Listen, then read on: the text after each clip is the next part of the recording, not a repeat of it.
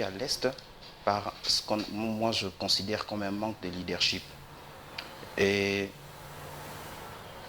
ça sera difficile de trouver une solution par rapport à cette guerre tant qu'on aura un président qui n'a pas le plein pouvoir. Avec les Rwandais et les Ougandais qui connaissent bien l'Est de la RDC, leur armée entre de temps à temps.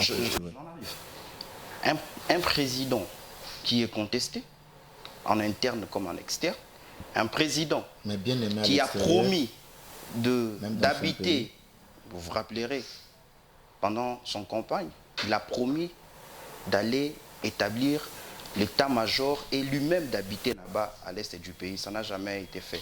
Donc c'était une démagogie. C'est difficile dans ces conditions-là de trouver une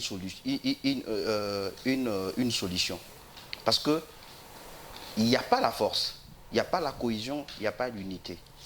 Les gens sont frustrés du fait que vous avez volé leur victoire. Nous avons proposé, dans notre plan de sortie des crises, nous avons proposé qu'il y ait cette réforme pour revoir notre armée. Vous savez que les gens qui sont là, ce sont des gens qui sont tellement dans les affaires, qui se sont habitués avec des rebelles, qui ont même des commissions dans des groupes de rebelles. Quand les rebelles attaquent, ils arrachent un butin, ils viennent se partager avec certains généraux. Il y a même des généraux ici à Kinshasa qui ont été cités dans des rapports là-bas à l'Est, qui vendaient des vivres, des munitions.